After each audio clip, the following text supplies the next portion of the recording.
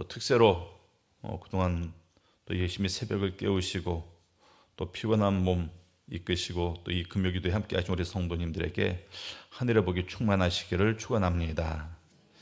자, 이 자리에 나온 성도님들 기도하기 위해서 나왔습니다. 기도하기 위해서 나왔다는 것은 다 우리 마음 가운데 어떤 소망을 품고 있다는 것입니다. 기도하는 사람이든 기도하지 않는 사람이든 예수를 믿는 사람이든 믿지 않는 사람이든 다 마음 가운데 소망 한 자락 그거 붙잡고 살아가고 있습니다. 어떤 사람은 그 소망에 대해서 나는 이런 소망을 가지고 있습니다 막 말하는 사람이 있는 반면에 또 어떤 사람은 아무에게도 그것을 말하지 않고 그냥 자기 마음 깊숙한 곳에 간증만 하고 있는 그런 소망일 수도 있습니다. 왜 그렇습니까? 만약에 말했다가 이루어지지 않으면, 내가 정말 자신 있게 말했는데 이루어지지 않으면 너무나도 아플 것 같기 때문에 조용히 마음속으로 간직해 두고 있는 그런 소망들이 있다라는 것입니다. 소망은 좋은 것입니다. 새로운 시작에 대한 소망이 있고 더 나은 삶을 위한 그런 소망이 있습니다. 지금의 삶보다 더 좋은 쪽으로 변화될 것이라는 그런 기대 같은 것들을 다 가지고 있습니다. 근데 앞서 말했다시피 소망을 품는 것 자체가 두려운 사람들이 있어요. 왜?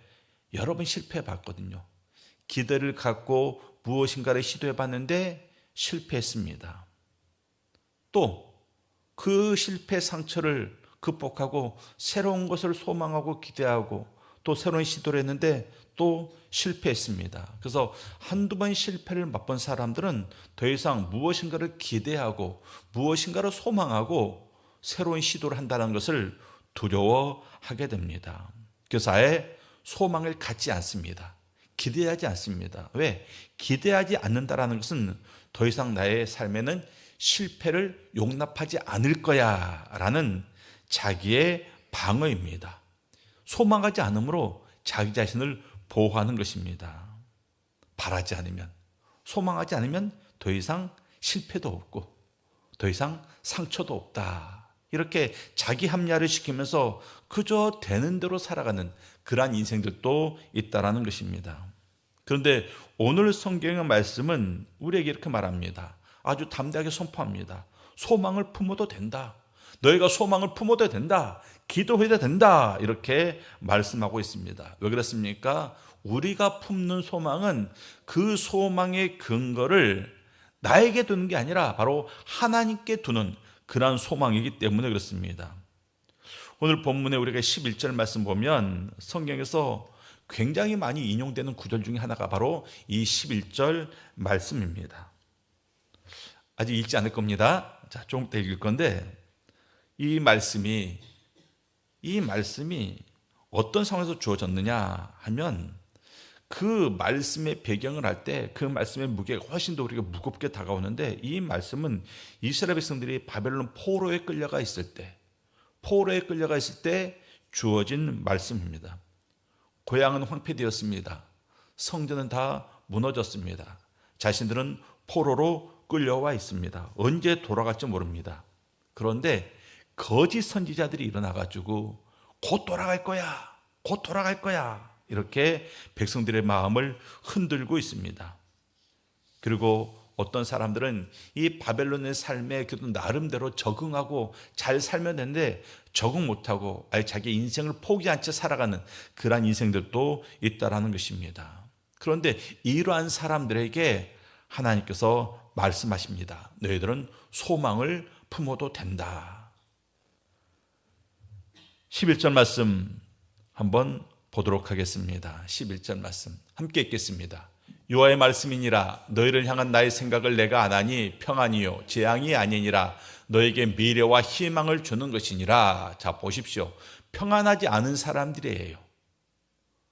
미래와 희망이 없는 사람들입니다. 그런데 그들에게 하나님께서 뭐라고 말씀하십니까? 평안을 준다. 미래와 희망을 준다 말씀하고 있습니다. 그러니까 폐허 속에 있는 사람들에게, 날마다 눈물로 지새우는 사람들에게, 포기하고 싶은 사람들에게 이 말씀을 주고 있다는 것입니다. 그래서 이 말씀이 바로 우리에게도 유효한 말씀이 되는 겁니다. 오늘 말씀의 첫 번째 교훈은 무엇입니까? 소망의 뿌리를 하나님의 말씀에 내리자 이것입니다. 소망의 뿌리를 하나님의 말씀에 내리자.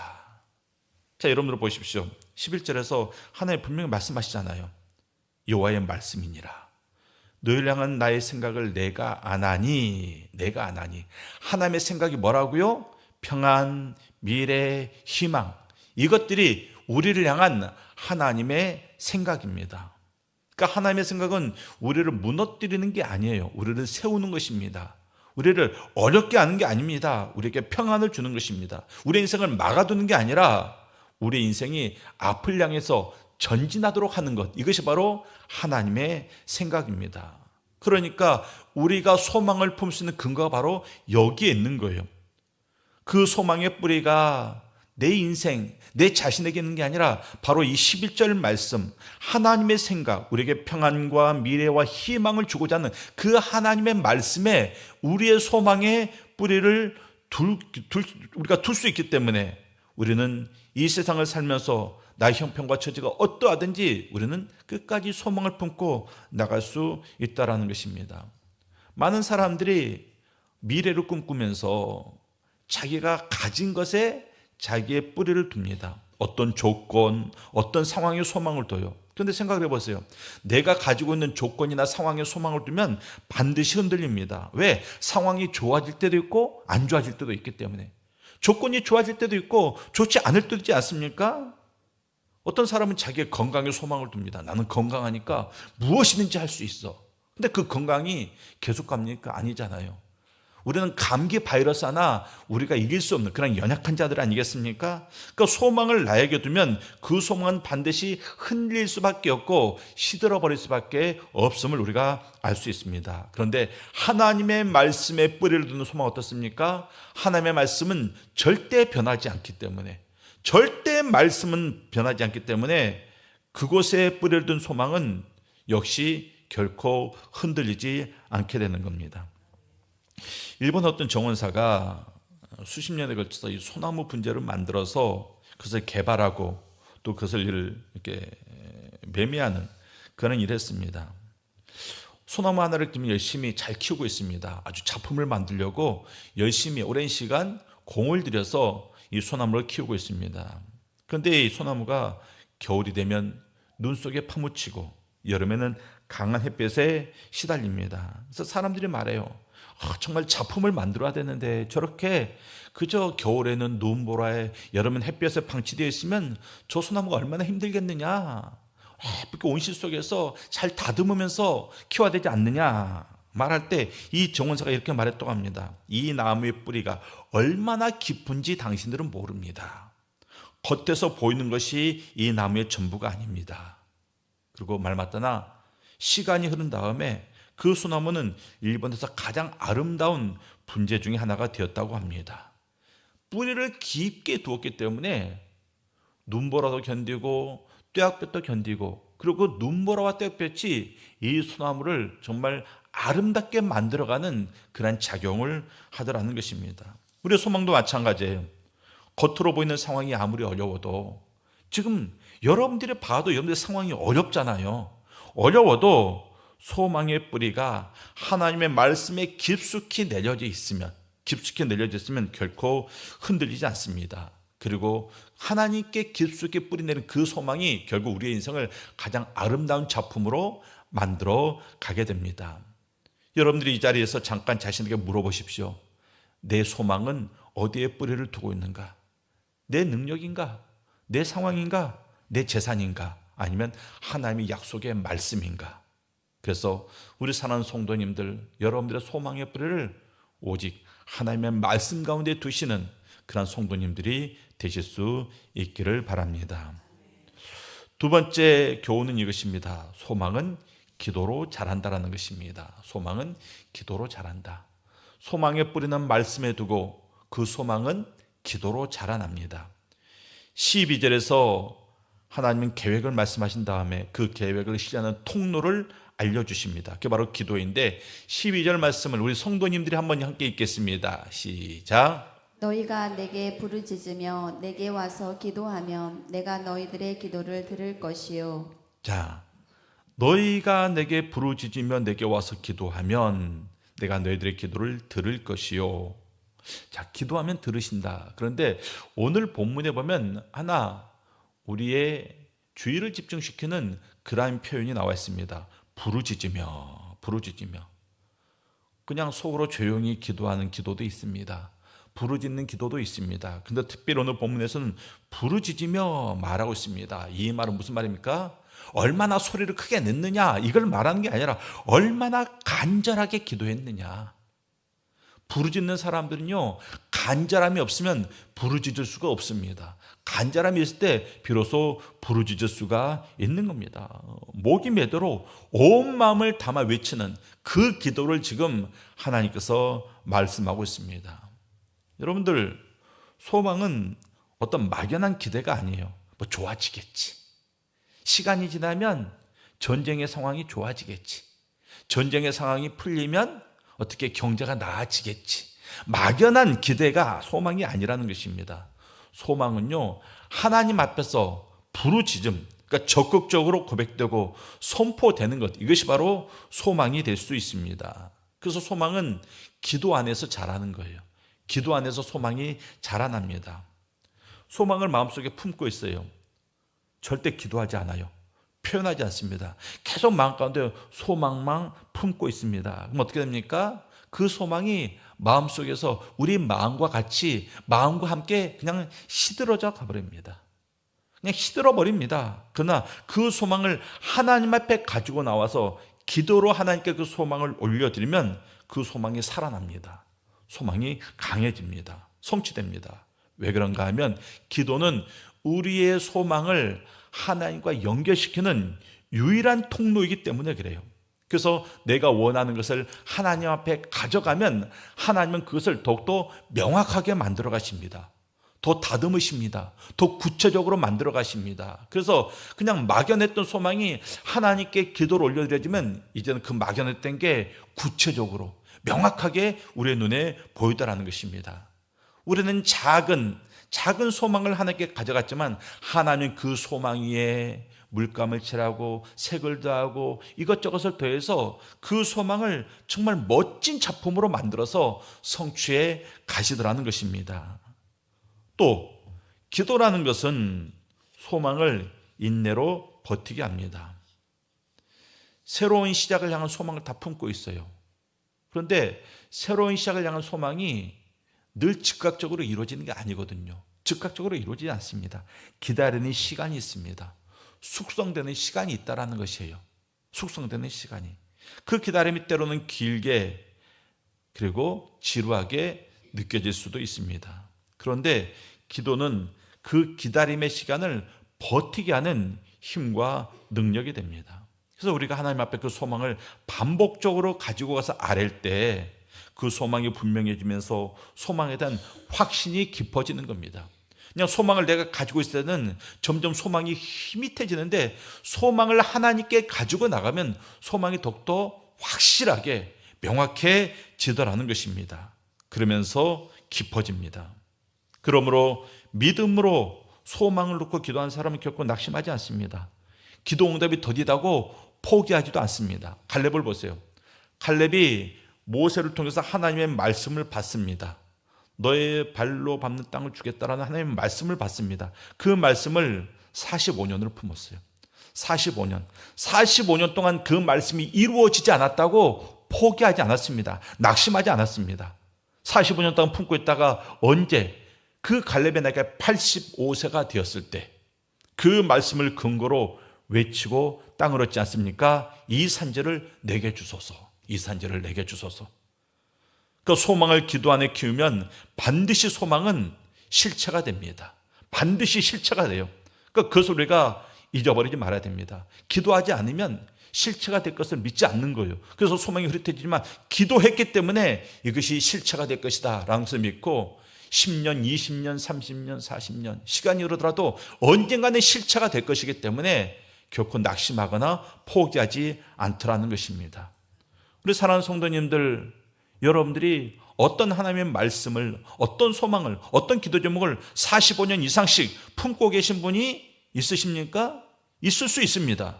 그럼 반드시 그것이 실체가 되더라는 것입니다. 그러니까 우리가 믿음 안에서 키우고 기도로 성장시킨 소망은 반드시 실체가 될 것이기 때문에 우리는 소망을 크게 가져야 돼요. 멋진 소망 가져야 됩니다. 그저 믿음 없이 그저 인간의 노력으로 내가 좀 부지런히 노력하면, 내가 좀 잠 좀 줄이고 내가 더 땀 흘리면 이룰 수 있겠지, 그런 소망 말고, 인간의 노력으로 할 수 있는 소망 말고, 인간의 노력으로는 절대 할 수 없는, 하나님만 해줄 수 있는 그런 커다란 소망을 우리가 품을 수 있어야 됩니다.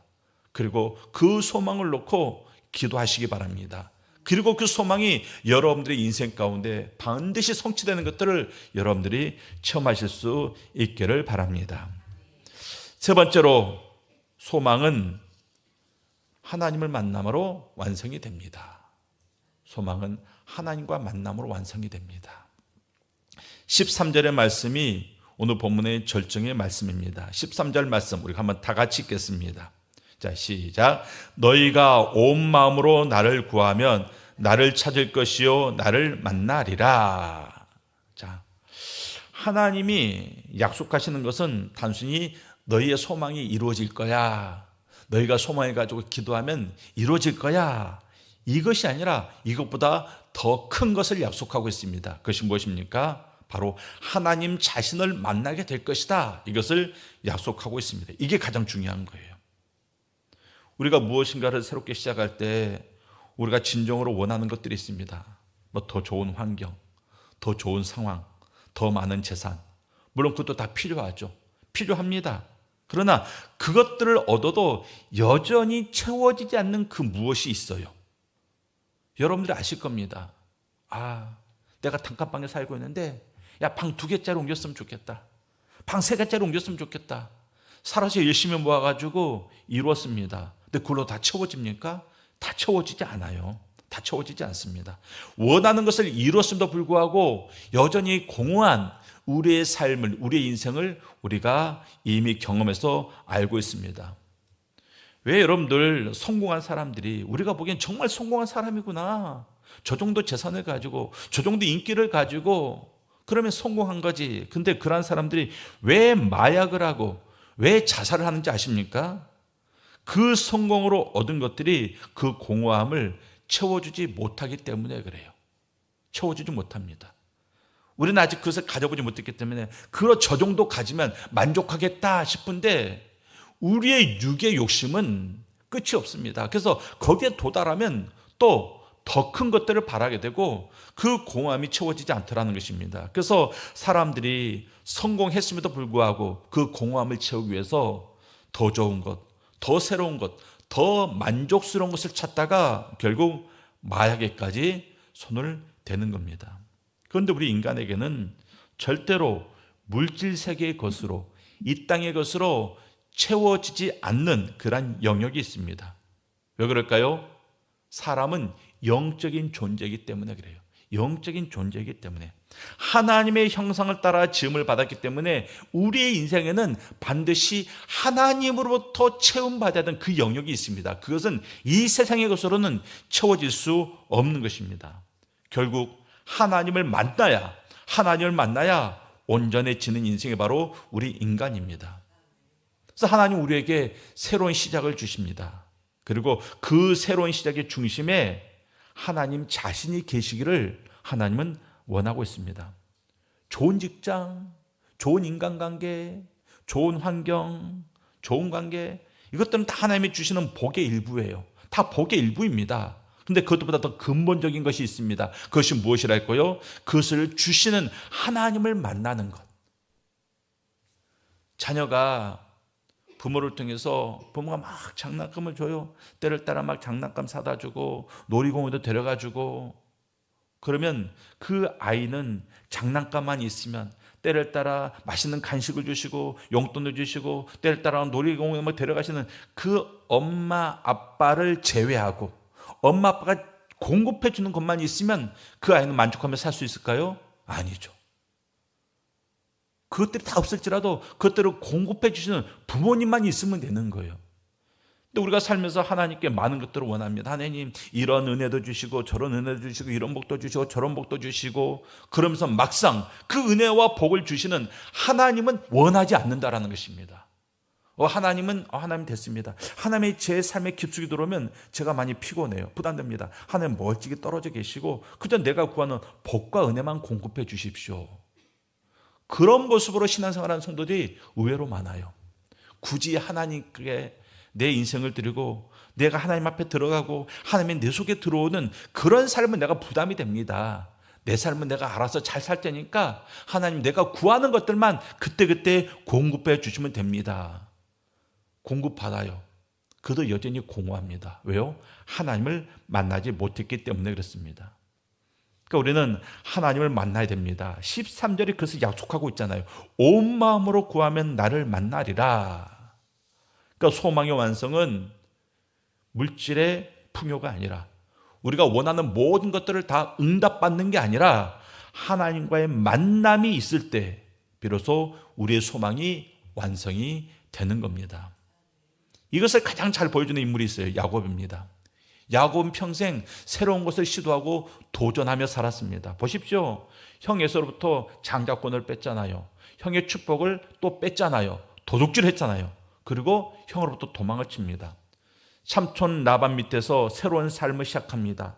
그래서 또 열심히 정말 인간의 모든 수단과 방법을 다 동원해가지고 열심히 살아갑니다. 물론 하나님의 은혜도 같이 있었습니다. 근데 결국 어떡합니까? 도망치잖아요. 결국 도망치듯 그것을 나옵니다. 계속해서 새로운 것을 시작합니다. 이제 삼촌 라반의 밑에서 나왔습니다. 다시금 고향 땅을 찾아갑니다. 모험이고 도전이고 새로운 시작입니다. 그런데 야곱의 인생에 있어서 정말 새로운 시작은 언제 시작됩니까? 야복강가에서 하나님과 씨름한 후에 비로소 그가 새로운 삶을 시작하게 됩니다. 비록 다리는 절었지만 이름이 바뀌었습니다. 야곱에서 이스라엘로 이름이 바뀌지 않습니까? 이제는 다른 사람의 발복을 잡는 자에서 하나님과 겨루어 이긴 자로, 육신은 약해졌지만 영혼은 강해졌습니다. 그래서 야곱에게 있어서 진정한 새로운 시작, 새로운 삶은 자기에게로 형의 장자권을 빼앗았을 때가 아니라, 삼촌 라반의 집에서 큰 부를 이루었을 때가 아니라 바로 하나님을 만나고 그 이름이 변화되었을 때, 그때서부터 비로소 야곱은 진정한 새로운 인생을 살아가게 되는 것입니다. 오늘 말씀 보면 온 마음으로 그랬습니다. 온 마음으로 구하면, 온 마음으로 구한다. 이것은 반쪽짜리 마음이 아니라 다른 것으로 분산되지 않은 온전한 마음을 말합니다. 우리가 하나님 앞에 어떤 소망을 품었어요. 그런데 그 소망 한 가지만 있는 게 아닙니다. 동시에 수십 가지의 다른 마음이 우리 안에 있습니다. 우리 앞에 하나님께서 보여주는 분명한 그 길이 있어요. 하나님이 예배하신 그 길이 있습니다. 그러면 그 길 가면 되잖아요. 그게 가면 되는 거예요. 근데 동시에 우리는 무엇을 바라봅니까? 세상이 준 다른 길들도 같이 쳐다보고 있습니다. 저 길은 뭐가 있을까? 저 길은 뭐가 있을까? 저 길에 보기에는 더 좋아 보이는데, 내가 준비한 길, 세상의 상황이 만들어 놓은 길, 하나님이 준비한 길, 그러면 하나님이 준비한 길만 걸어가면 되는데, 우리의 마음은 하나님의 길을 걸어가면서도 계속해서 세상이 준비해 놓은 길을 계속해서 바라보면서 걸어간다는 것입니다. 아이고, 여기에 구덩이 있네. 하나님이 준비한 길을 걸어가는데 왜 구덩이가 있을까? 그런데 세상의 길은 저곳에 보화가 있네 하면서 계속해서 하나님의 길을 가면서도 세상의 길을 부러워하더라는 것입니다. 마음이 나뉘어 있는 거예요. 우리는 어쩔 수 없이, 성도는 성령의 강권하신 가운데 하나님이 예배하신 길을 걸어갈 수밖에 없는 존재입니다. 세상의 길, 내가 준비한 길을 걸어갈지라도 언젠가는 돌이켜가지고 다시금 하나님이 준비한 길 처음서부터 다시 출발해야 되는 그러한 상황이 오더라는 것입니다. 그러니까 처음부터 마음이 나뉘면 안 됩니다. 수십 가지 다른 마음, 수십 가지 다른 시선을 가지고 바라보는 게 아니라 오직 하나님을 향한 그 한 가지 마음, 그 온 마음을 모아서 하나님 앞에 나아갈 때 하나님께서 반드시 우리를 만나주신다, 이렇게 말씀하고 있습니다. 그리고 그 만남이 우리의 삶의 진정한 새로운 출발이 되는 것입니다. 우리 사랑하는 성도님들, 우리 교회가 건축을 하고 이곳에서 또 새롭게 우리가 신앙의 삶을 살게 되었습니다. 그럴 때 우리에게 필요한 것이 무엇입니까? 하나님을 만나는 거예요. 하나님을 만나는 겁니다. 죄송하지만 아직까지 하나님을 만나지 못한 성도들이 꽤 있습니다. 보면 보여요. 보면 보입니다. 그 사람들의 삶은 보면 보입니다. 그 사람들의 소망의 내용을 보면 보입니다. 그 소망을 가지고 머물러 있느냐, 기도하고 있느냐, 그 소망이 말씀에 근거했느냐, 근거하지 않았느냐, 그 소망을 가지고 하나님을 만나고 있느냐, 그 소망을 가지고 물질을 모으고 있느냐, 보면 다 보입니다. 그래서 사랑하는 성도님들, 여러분들 소망의 계획을 말씀에 뿌리 내리시기 바랍니다. 기도로 그 소망을 날마다 명확하게 키워나가시기 바랍니다. 그런 무엇보다도 그 모든 소망의 응답을 주시는 하나님을 만남으로 말미암아 여러분들의 소망을 성취하고 완성시키실 수 있기를 바랍니다.